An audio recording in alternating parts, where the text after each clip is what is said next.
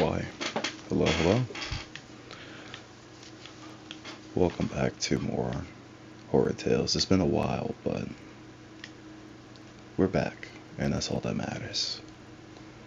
Now, I'm gonna need you to prepare for something that even my friends, even one of the horror anthropists in the group, details as something very disgusting and shook him to his core. We're going to go over something that might be familiar to some of y'all, or not. Either way, I heard this is pretty scary, so please buckle up. Get underneath something warm, something that makes you feel safe, comfortable, because we are reading Borrasca. Our story starts with something long, but one we've never heard before.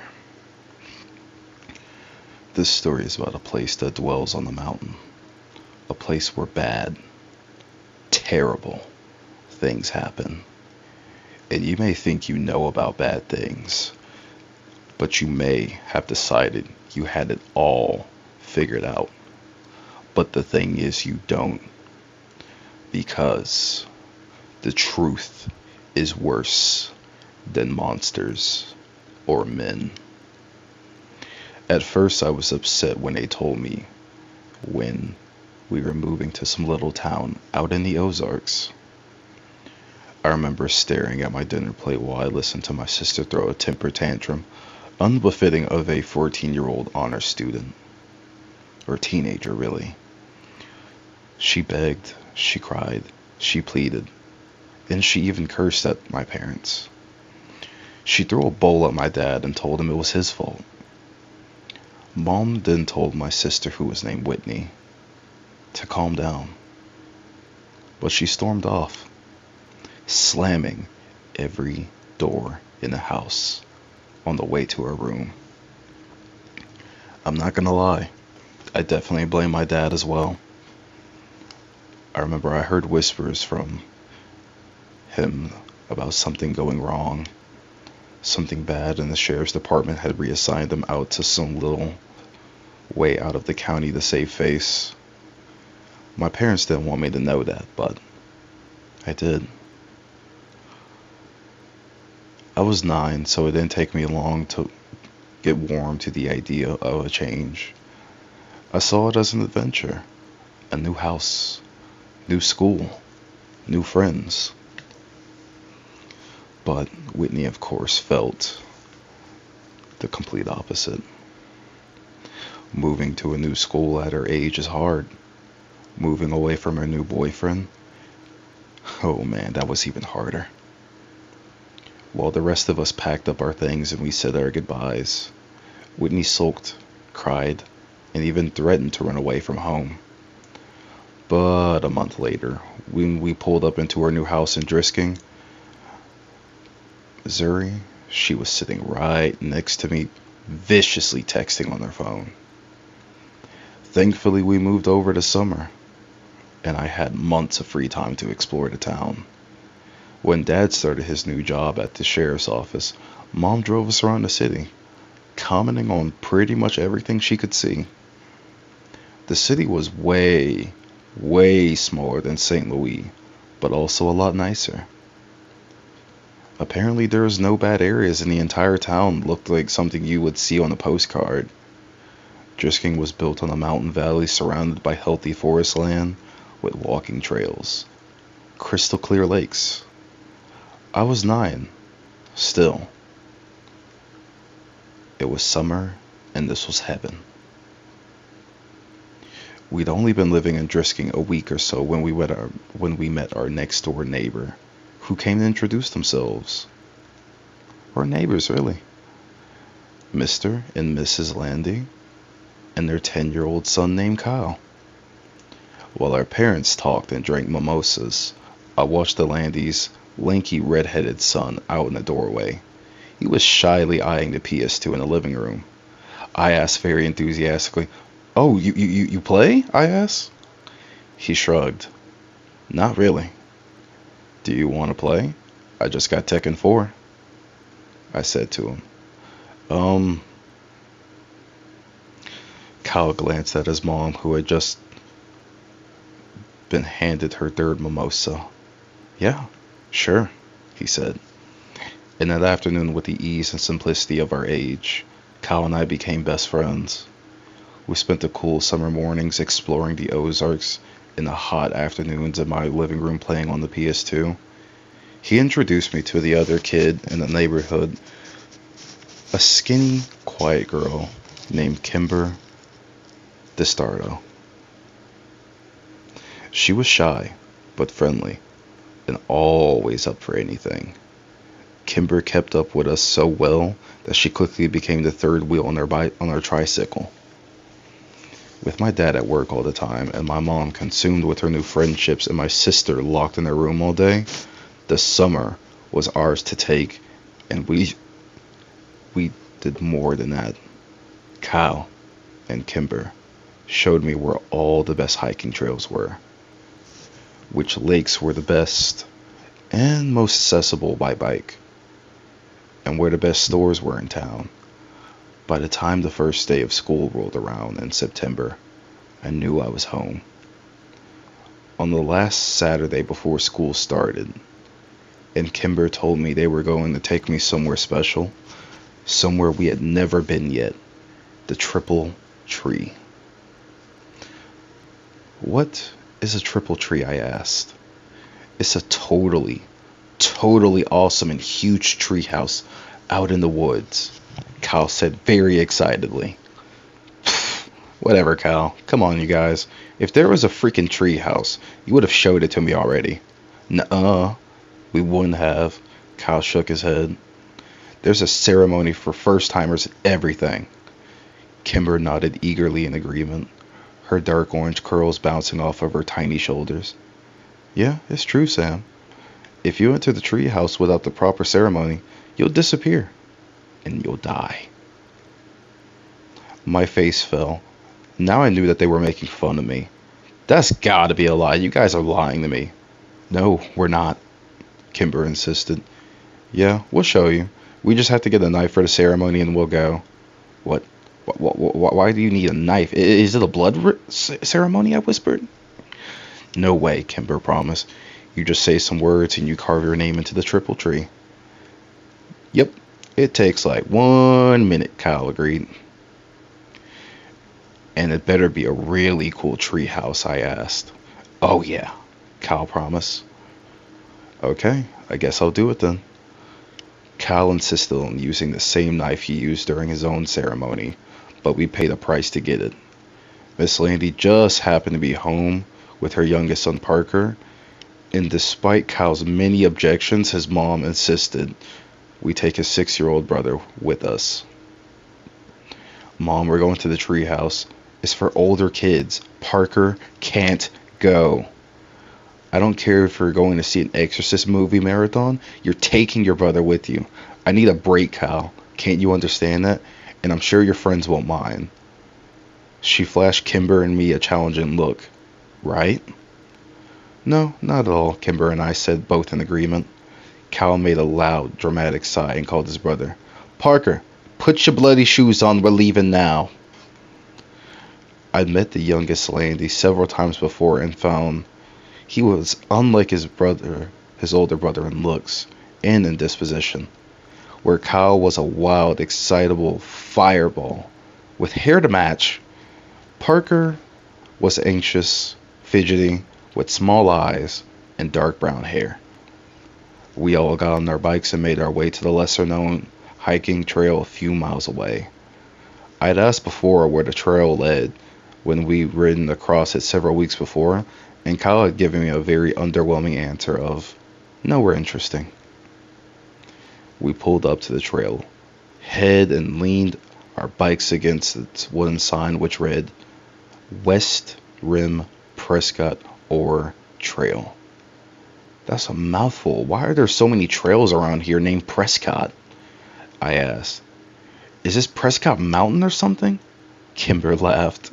No, dummy. It's because of the Prescotts, you know? The family that lives in a mansion up on Fairmount. Mr. Prescott and his son Jimmy own like half the businesses in town. More than half, Cal said. Which ones? Does he own a game shop? The only store in Drisking I really cared about. I don't know about that one. Cal wound the lock around the 4 bikes and clicked the bar into place, then spun the numbers on the dial. But like the hardware store, the pharmacy, Gilton's on second, and a newspaper. Those are the ones that they own. Did they start this town? I asked. Nah, mining started the town. I think that I want to go home. Parker had been so quiet. We all completely forgot he was there. Rolling his eyes and sighing, Kyle said, "You can't go home. Mom said I had to bring you. Come on, it's only a 2-mile walk." "I want to take my bike," Parker answered. "Too bad, we're going off trail." "I don't want to go. I'll stay with the bikes." "Don't be such a wussy." I'm not." "Cal, be nice," Kimber hissed. "He's only 5. I'm 6. Parker objected. "I'm sorry, 6. You're 6. She then smiled at him. "Alright, fine. He can hold your hand if he wants, but he's coming." Kyle turned and started up the trail. Parker's face fell into an undignified frown, but when the charming Kimber shook her hand out and wiggled her fingers at him, he took it. Cal was right. It wasn't a long walk, only a half-mile down the trail, and then another half-mile hike on a well-tread path up the mountain. It was a steep climb, and by the time we got to the treehouse, I was winded. "What do you think?" Kyle asked excitedly. I studied the tree as I caught my breath. It's pretty awesome," I smiled. "And, ooh, you guys didn't lie. This is the biggest treehouse I've ever seen. It had multiple rooms, there was curtains in the windows, and a sign above said, 'Amber Cot Fort.' And a rope ladder hung below the threshold, missing several planks." "I'm going up first," yelled Parker, but Kimber caught his arm. "You have to do the ceremony first, or you'll disappear," she reminded him. "That'd be fine with me," Kyle grumbled. I was eager to get in the fort myself. "Give me the knife." I held out my hand. Kyle smiled and dug the switchblade out of his pocket. "There's some space in the back to carve your name." I opened the knife, walked around the tree looking for an empty spot, and man, there were so many names on the tree that I had to crunch down and look near the bottom since I couldn't reach any higher. I spotted both Kyle and Kimber's carvings into the tree, and I finally found the spot I liked near the ladder. I bit my tongue and carved Sam W. into a blank piece of bark underneath someone named Paul S. Parker. Went next, but had so much trouble with the knife that Kyle had to do it for him. "Alright, let's go." I ran over to the rope ladder. "Wait, you have to say the words first," Kyle yelled. "Oh yeah, what are they?" Kimber sang them out. "Underneath the triple tree, there is a man who waits for me. And should I go or should I stay? My fate's the same either way." "That's creepy," I said. What does it mean?" Kimber shrugged. "No one knows anymore, but it's tradition." "Okay, can you say it one more time, but slower?" Once Parker and I recited the poem, we were ready to climb. We went up the rope ladder first and took stock of my new surroundings. The treehouse was more or less empty. Just a dirty rug here and there and some trash. Old soda cans, beer cans, and fast food wrappers. I went room to room, 4 in total, and found nothing of real interest until the last one. An old mattress lay in the corner and piles of musty, ripped clothing scattered on the floor. Did a hobo live here?" I asked. "Nah, this room has been like this for as long as I can remember," Cal said from the doorway behind me. "It smells gross," I said. Kimber walked up to the threshold but refused to go any further. It's not the smell that freaks me out, it's that. She pointed up to the ceiling and I raised my eyes to read what was written there. Road to the gates of hell. Mile marker 1. What does that mean? I asked. It's just older kids being dicks, Cal said. Come on, I'll show you the best part of the treehouse. We walked back into the first room and Parker looked up at us and smiled, pointing down to what he clumsily carved into the wooden floor. Fart, Cal read. That's hilarious, Parker. He rolled his eyes, but his little brother didn't pick up on the sarcasm and smiled proudly. Kimber sat down on the floor next to Parker, and I sat on his other side. Cal took the knife from his brother, and then walked across the room and wedged the blade between 2 planks of the wooden wall. He pushed, and the board gave, opening a small, secret compartment on the wall. Kyle took something out and pushed the plank back in until it was flush with the others. Check it out. He turned around and proudly held up 2 cans of Miller Lite beer. Whoa, I said. Ew, warm beer, that's gross. How did you even know it was there? Kimber asked. Phil Saunders told me. Are we going to drink it? I asked. Hell yeah, we're going to drink it.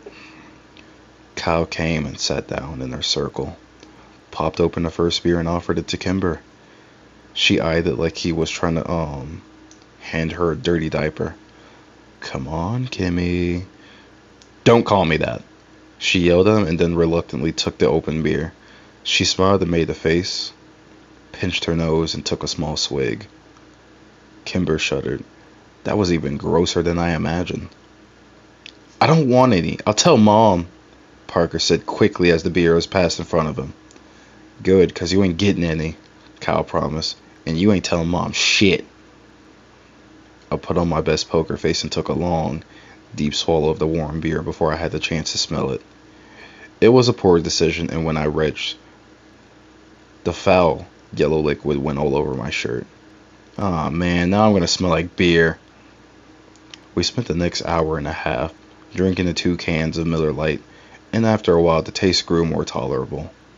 I couldn't tell if I was becoming a man or I was actually getting drunk. I hoped it was the former.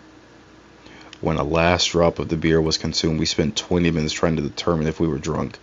Cal assured us that he was wasted while Kimber wasn't sure. I didn't think I was, but I failed all of our drunk tests. Kimber was in the middle of reciting the alphabet backwards, then a loud, metallic, grinding suddenly pierced just through the calm mountain air, like a gunshot. Kimber stopped talking, and we spent a few minutes staring at each other, waiting for the noise to end. Parker curled into Kimber and put his hands over his ears. After what seemed like 10 whole minutes, the sound ended as suddenly as it began. What was that? Both Parker and I mumbled, something in the Kimber sweatshirt. Do you guys know what I said? Kimber stared at her feet as she crossed and uncrossed them. Well? It's nothing, Cal answered. We hear it sometimes in town. It's not a big deal. It's just louder up here. But what's making that sound? Borrasca, Kimber whispered without taking her eyes off her feet. Who's that? I asked. Not who, where, Cal answered. It's a place. Another town? No, it's just a place in the woods. Oh. Bad things happen there, Kimber said more to herself than me. Like what? I said. Bad things, Kimber repeated. Yeah, don't ever try to find it, dude, Cal said. Or bad things will happen to you too. But like, what bad things? I turned around. Cal shrugged and Kimber stood up and walked over to the rope ladder. We'd better go. I have to get to my mom. Back home, she said. We climbed down the ladder one by one and then started to walk back to the trail in an unfamiliar silence. And I was dying of curiosity about Borrasca, but couldn't decide if and what to ask about it. So who lives there? Where? Cal asked. Borrasca, I said. The skinned men, Parker answered. He laughed. Only babies believe that. Like men who are skinned, like their skin is completely gone, I asked. Yeah, that's what some kids say. Most of us stopped believing that. Though, when we turned to double digits, Cal said. I looked back at Kimber, who was still 9 like me, but she was staring down the trail, ignoring us. That seemed to be the end of the conversation. By the time we reached our bikes, the awkwardness was gone, and we were giggling, decided if we were too drunk to bike home. School started 2 days later, and I completely forgot about Borrasca. When my dad pulled to the curb to drop me off that morning, he locked the doors before I could get out. Not so fast, he laughed. As your father, I get the privilege of giving you a hug and telling you to have a great first day at school. But Dad, I gotta go meet Kyle by the flag before first bell. And you will, but give me a hug first. In a few years, you'll be driving yourself to school. Let me be your dad while I can. Fine, I said, exacerbated, and leaned in over to give my dad a quick hug. Thank you. Now go meet your friend. Your mom will be here around 3:40. I know, Dad, but why can't I take the bus like Whitney? When you're 12, you can take the bus. He smiled and unlocked the doors. Until then, I get to drop you off in the mornings. If you think it'd make you look cooler, you can ride in the back seat behind the cage. Dad, just don't. I threw open the door of his cruiser before he could say anything more and ran as he laughed behind me. Cal was already waiting for me by the flagpole. And he found Kimber as well. Dude, you almost missed the bell, he yelled when he saw me. I know, sorry. Whose class are you in? Kimber asked. She was wearing a red sweater and leggings with frogs on them.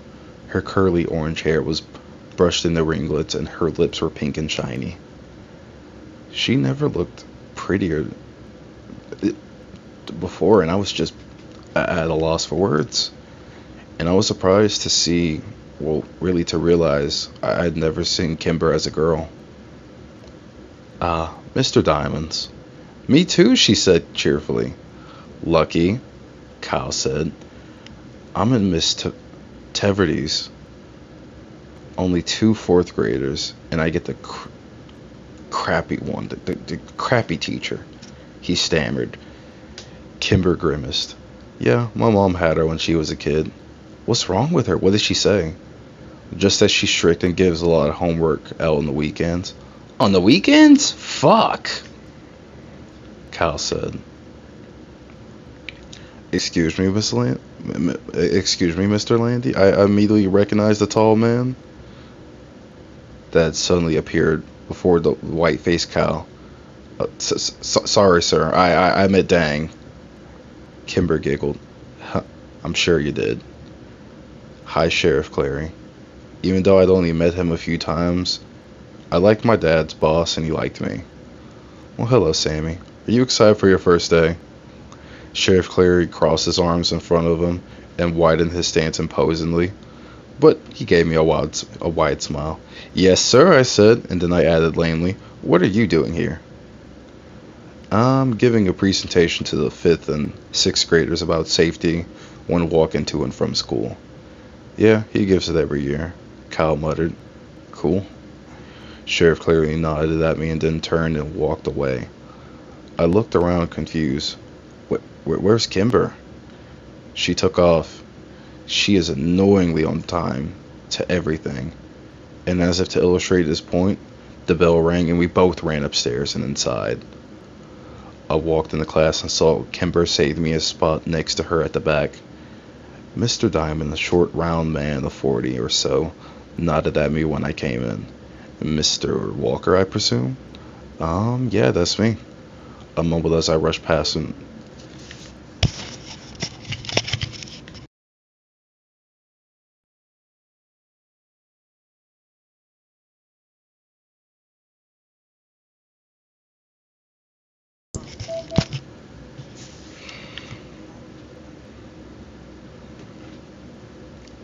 As I rushed past him to the desk next to Kimber. Welcome to Drisking Elementary. And for the rest of you, welcome back.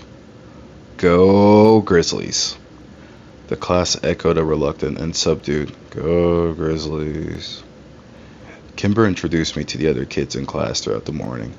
Most of them were nice, if sort of underwhelmed by me. They said their highs and hellos and asked where I was from, and the conversations usually ended with an unimpressed, okay.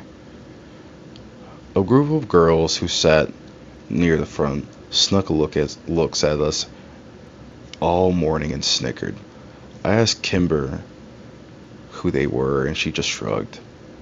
During our second break, they came up and talked to me. Are you friends with Kimber Destaro?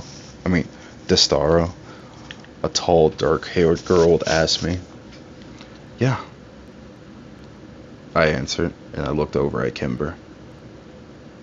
She was watching me with worried eyes. Are you related to her? No, I said. I didn't think so because you don't have orange hair. I didn't know what to say to that. You don't have to be friends with her, you know, said the second girl with the oddly round face. I want to be friends with her. A third girl behind the other two snorted. She had pretty auburn hair and a rude upturned nose. Well, if you do, you're going to be in the ugly kid group, the first girl warned. And once you're in that group, you can't leave ever. Better than a bitch group, I added. I said rude nose and round face gasped, but dark hair smiled. We'll see, she said, and the three returned to their corner of the room. I sat back down next to Kimber, feeling like a badass. It was the first time I'd ever used a swear word in front of anyone other than Kyle. What did they say to you? Kimber asked. They said you're too pretty to be near them and that you make them look gross, so we have to stay away from them. Liar, Kimber answered, but I could tell she was smiling. We met Kyle in the cafeteria at lunch, and he had nothing but bad things to say about his morning. Miss Teverty was old and mean, and she made everyone come up and say something about themselves, even though the class only had 14 kids and they all knew each other. When the bell rang for recess, I went to throw my lunch away with Kyle, and I bumped into a kid I hadn't seen before. Hey, are you Sam Walker? The kid asked. Yeah. Oh, your sister is dating my brother. Oh, man. Kyle laughed. Your sister is dating a Whittaker. Shut up, Kyle, the kid grumbled. She's gonna be Whitney Whittaker. As funny as it was, I couldn't help but feel a bit surprised. Not that I've been paying attention, but I've only seen Whitney out of her room once over the summer. Where did she meet him? I asked the Whittaker kid. I don't know, probably at his job. His job where? He works at Drisking Water. It didn't make any sense to me, but I shrugged it off. I did remember my mom giving Whitney some menial tasks, like getting the car washed and setting up utilities to get her out of the house. Maybe she met him once and they started dating over text. Teenagers are weird. The rest of the school week followed, much like the first. We were well into the first month when I heard someone mention the skin man again. Or the skin men. We were out on the playground and Kyle and I were starting the fire with 2 large wood chips. I'd just given myself a splinter when a distant sound of metal grinded on metal flooded over the playground, silencing every one of us. Borrasca, I said in awe. Yep, said Phil Saunders. The skin men kill again. Hey, Kyle said. Only babies believe in the skin men. I threw an accusatory look at Kyle. They do. Phil's just stupid. I am not Ask Danelle. She's seen them. Phil scanned the playground and then yelled at a blonde girl talking to Rue Nose. Hey, Danielle, come here.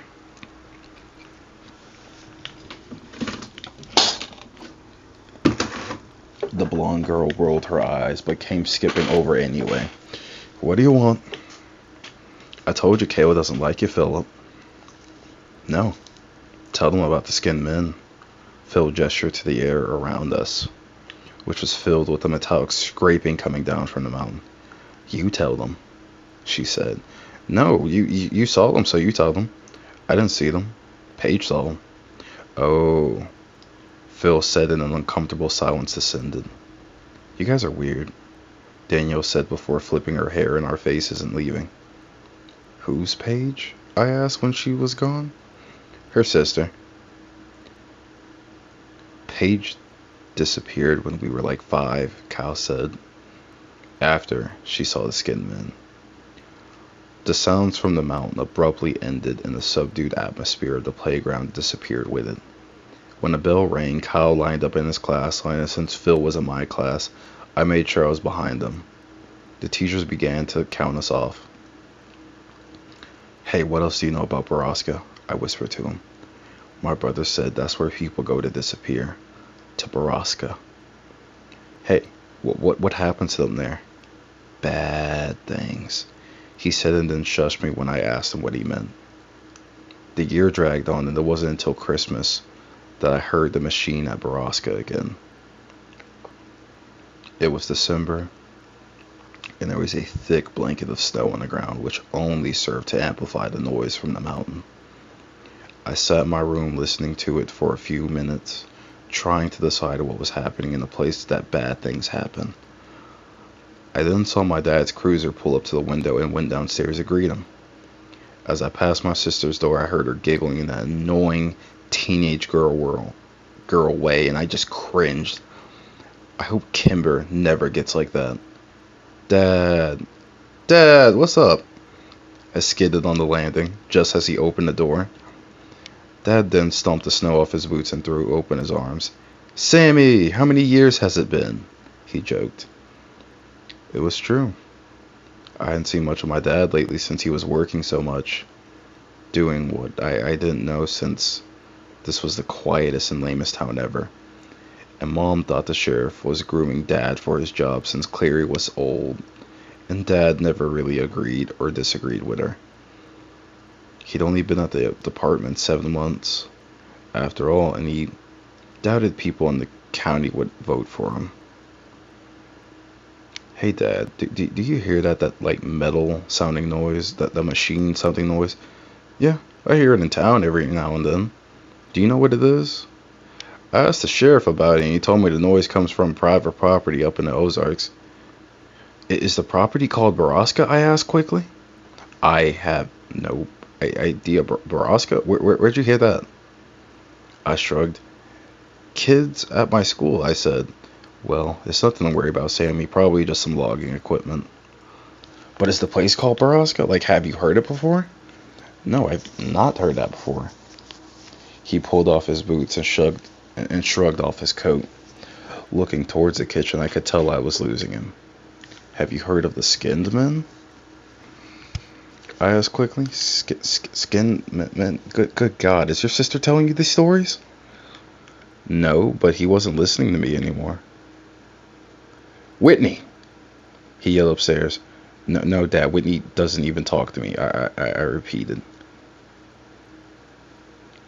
I heard a door creak open upstairs, and Whitney peered over the railing, phone in hand and an annoyed look on her face. Are you trying to scare your brother? Dad demanded. Dad, no, I said again. Whitney shot me a betrayed look. Seriously, as if I'd waste my time. You aren't telling them stories about skinned men, are you? No, Dad, I told you I heard it at school. Whitney gestured to me as if to say, see? All right. Well, you kids need to start getting along. Your family, for Christ's sake.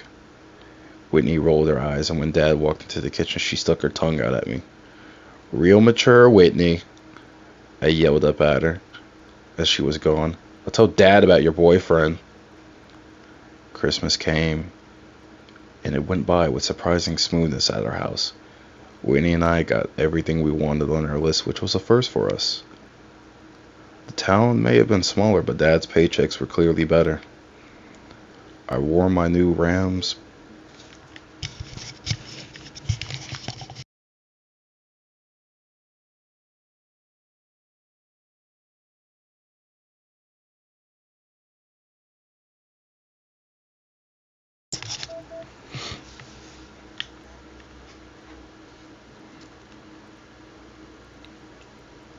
I wore my new Rams parka on the first day back to school after Christmas break. Cal fawned over it, and Kimber showed off the blue pearl necklace her mom had gotten her for Christmas. Cal and I feigned interest but did it poorly. Kimber knew, but just seemed happy we cared enough to fake it. As we said goodbye to Cal for the morning, Kimber was suddenly slammed from the side. Cal caught her before she fell, and I spun around angrily to see dark-haired girl, whose name I learned was Phoebe Dranger, laughing and walking away from us with round-faced girl. "You're bad people who make poor life choices," Cal yelled out. "When I'm your boss someday, I'll make you clean bathrooms," he said. "Yeah, and if Cal's your boss, you know you messed up," I added. Cal and I high-fived and turned to Kimber, but she wasn't sharing in our victory. She was trying to hide the tears in her face. "Don't sweat those girls, Kimber. Nobody likes them. People are just nice to them because they're related to the Prescotts." Cal tried to give her an awkward pat on the back, but Kimber turned away from him and ran in the opposite direction. "I really hate those girls," I said. "I know, they're bitches," Cal answered, mouthing the last word as he looked over his shoulder for any lurking adults. "Well, I'd better get to class and make sure they don't try and talk to her again," I said. "There's an assembly this morning, no class until after lunch." "Seriously, that's awesome. Do we have to sit by class?" "Not usually. But we better get there quickly so we can get seats at the back," Cal said as we started walking. "What's the assembly for?" "It's either DARE or the History Society presentation." What's DARE?" "You know DARE as in, don't you dare do no drugs or you're grounded until you're dead?" "Oh, I hope it's the history thing then." We found Kimberly already in the auditorium. She collected herself and saved us both seats at the back of the room. She waved us over just as puffy, stern Miss Teverty walked onto the stage. "Hello, 4th grade students. This morning we have a special presentation for you from the Historic Preservation of Society of Drisking. If you have questions during the course of the lecture, please raise your hand." "Like that'll happen," Kyle laughed. "Now I'd like to introduce you to Mr. Wyatt Dowding, Miss Catherine Scanlon, and of course, Mr. James Prescott." What? Jimmy Prescott and not his dad? That's so weird," Kimber whispered. "Dude, Thomas Prescott has done this presentation every year for like 20 years. Kyle said. "It's definitely weird." "It's not weird," whispered Mike Sutton from behind us. He leaned forward. "Tom Prescott went crazy like a year ago. He didn't do the presentation last year when my sister was here either." "I don't like Jimmy Prescott." Kimber shook her head. "He gives me the heebie-jeebies. His dad is so much nicer. He's like a grandpa." The presentation was slow and boring. Mr. Dowding and Miss Scanlon talked about their first settlers here, the Cherokee, Trail of Tears, just a lot of boring stuff. Then James Prescott took the stage from there to tell the story of his family's early journey to the town and their role in the revitalization of Drisking itself in the late 50s. The last part was more interesting than anything, and I found Jimmy Prescott to be infallibly charismatic and entertaining. I was so busy laughing at his jokes and hanging on his every word that by the end of his presentation I realized I actually learned quite a bit. So much so that I was interested in asking a question, which Kyle warned was committing social suicide. Mr. Prescott scanned the room and answered a few questions, well, other questions before he finally got to me in the back. Yes, you in the back. Mr. Prescott, why did the mines close? Like, what happened? I asked. Very good question, young man. What did you say your name was? Ah, Sam Walker. I believe I met your father the other day at the sheriff's office. Welcome to Drisking. As for your question, most of the mines were closed in 1951 after a long period of unprofitability. The mountain that simply ran out of out of iron ore. The mills and refineries were abandoned and the town suffered for years. The miners and their families moved away. Stores went out of business, schools closed, and Drisking became a ghost town. That would have been the end of it if it weren't for stubborn families like mine who refused to leave. We refused to give up the town, and after many, many years of hard work, Drisking became the picturesque little haven in the Ozarks that it is today. I hope that answers your question. I sat back down and Kyle shook his head at me. Bro. The assembly suffered through another 15 minutes of awkward Q&A until Miss Taverty had to finally cut us loose. We were released into the cafeteria to wait for the lunch lines to open, and we all sat in our usual corner. That was so boring. When are we going? When are they gonna figure out that no one cares about Drisking's history? Seriously, I fell asleep like 3 times. Kimber nudged me. Sam seemed to care, she teased. I just wanted to know about the mines. Mines are creepy, after all, I said. Yeah, but all our mines were blown up. You can't go in there anymore, Cal said. Blown up? Kimber nodded. Some kids died after going into the mines, so the city set off controlled blasts to implode the caverns. At least that's what my mom said. They messed up, though, and I heard they blew up the water table, or poisoned it or something. How do you know that, Kyle asked. Kimber shrugged. I don't know. Heard my dad talking about it. Did they use C4 or something? I guess. So, like, we all drink the water, so we all have C4 in our bodies, and we could explode at any minute, Kyle said, excitedly. Do you think that's what's happening to all the missing people? I asked him, just sitting there one day, and then boom! Yeah, dude, Kyle grabbed my shoulders, and that's where the skinned men come from. I made the international symbol of mind blown, and we laughed hysterically. You guys are dumb. Kimber rolled her eyes, but then she laughed when Kyle fell on the floor pretending he was exploding. I remember thinking in the moment I was happy here in Drisking, Missouri, with these 2 people. Happier than I'd ever been anywhere else. It was the last truly happy moment I ever had. Less than an hour, Mr. Diamond's phone rang and he exchanged a few quiet words with the person on the other end, his eyes flicking to and from on my desk. It was hard to be surprised when he hung up and asked me to come to the front. When I got there, he told me my mom was waiting for me in the office and I was going home for the day. I traded a confused and worried look with Kimber and then packed up my backpack and went to the office.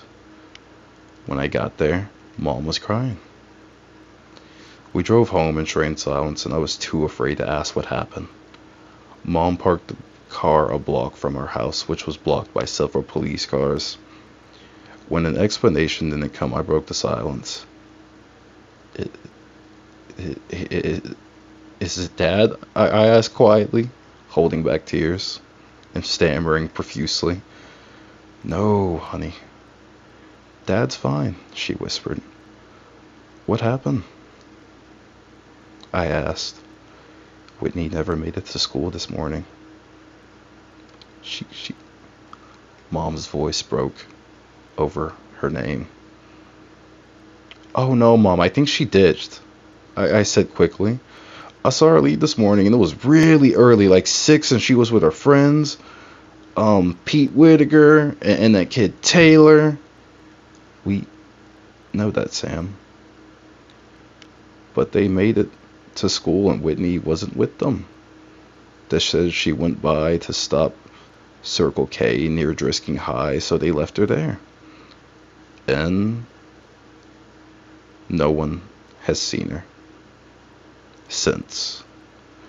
Well, my brain's struggling to come up with an explanation. Maybe she's ditching. No, honey. My mom put the car back in drive and drove up to her home, parking behind a police cruiser. The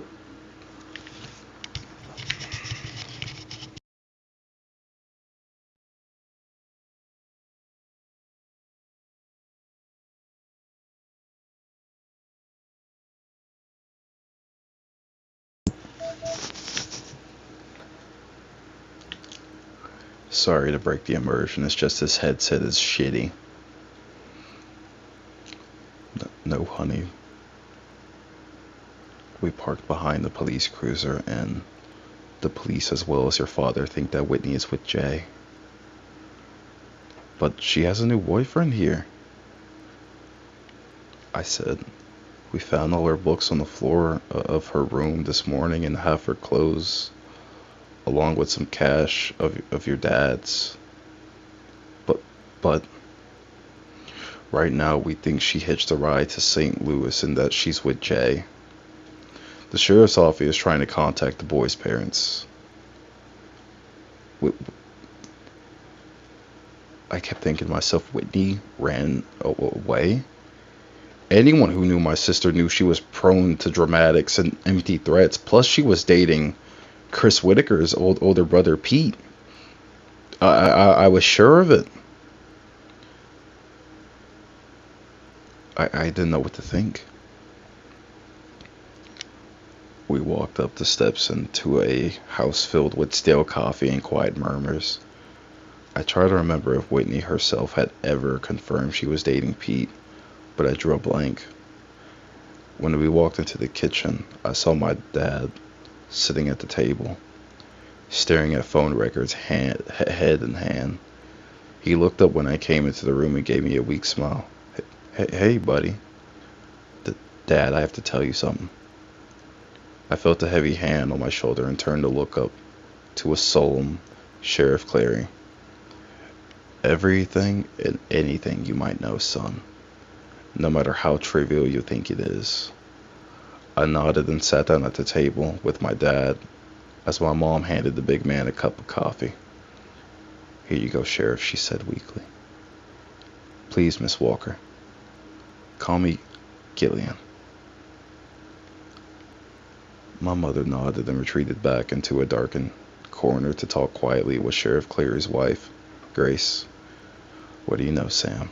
My dad asked as he rested his chin on his hand in a mock symbol of prayer, as though I might deliver him from his suffering. Well, I heard Whitney had a boyfriend, that guy Pete Whitaker that she's been hanging out with, and I know I saw them and Taylor Dranger leave this morning before me. What time did they leave? Asked the sheriff. I don't know, like before 6. He nodded. That matches the statements of Taylor Dranger and a Whitaker boy. My father's head sank lower into his hands, and I knew I'd let him down.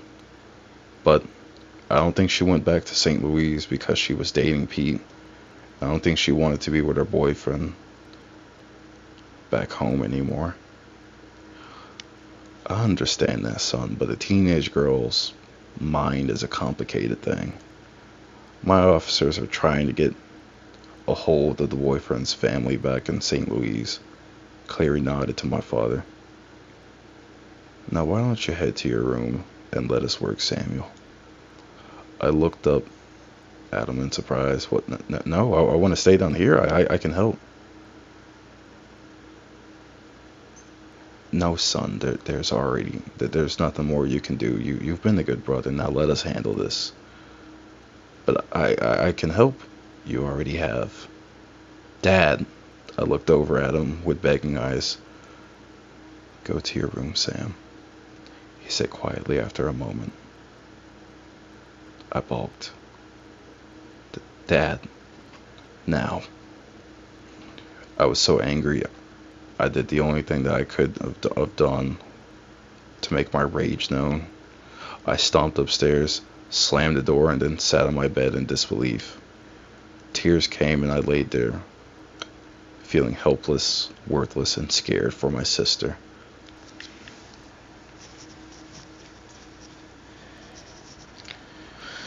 I thought about all the places Whitney could be. Was she scared? Was she alone? Was she dead? When the sun began to set, I finally got out of bed and I went to check my email.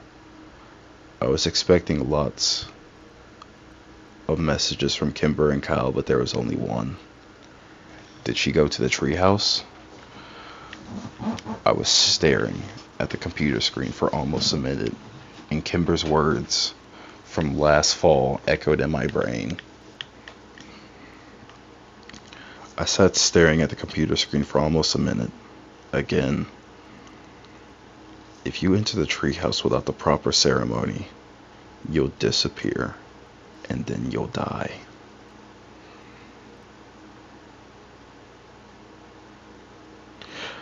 I didn't buy that Whitney had gone to Circle K that morning, and I especially didn't believe that she hitchhiked out of nowhere, out of town. Nothing they were saying downstairs made any sense if you knew my sister, but maybe this did. Maybe she and her boyfriend went to the treehouse to make out or something, and maybe he left her there. Maybe she got lost, or the worst thought of them all, the skinned men found her. I didn't need to sneak out because the police were too busy with my parents to care about me anyway.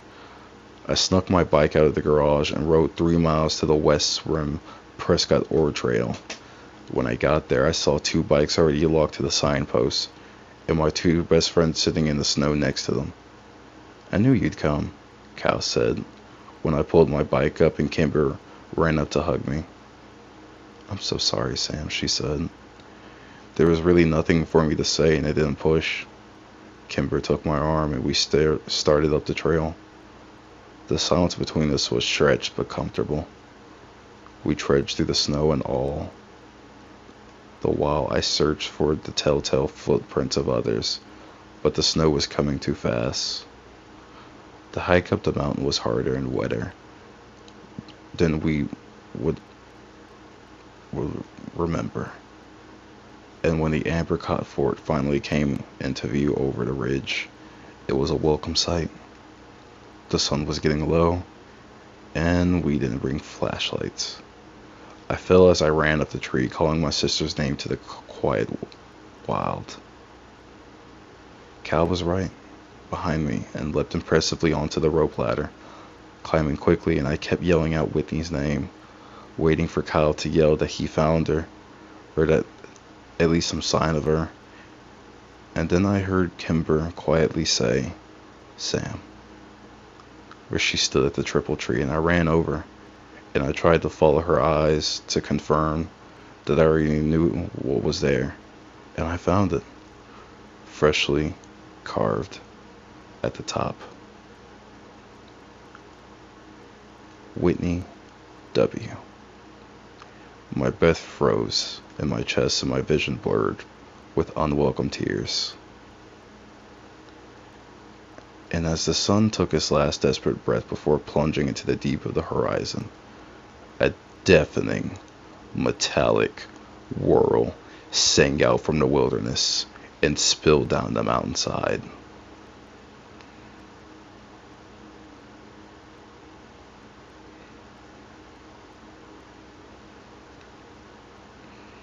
Well, that's the first part of Borrasca for you. Next time, we will read Borrasca 2. Thank you for being here. I'm your host, Grim, or Jay. Hopefully we find out what happened to Whitney. Nothing tragic, I presume. I've been through an encounter like this before. Hopefully it doesn't end up the way that I think it would. Once again, I'm very sorry for not being able to do as many horror tales as of late. But what we're going to do is move all of them to a new channel. Something separate there. And who knows, maybe we might keep it here. But until then, please enjoy yourself. Be excited for life, and don't forget to cherish and hold all those dear to you lovingly. And actually go out of your way to learn more about the people you love. You never know when it could be your last. Until then, I'll see you next time.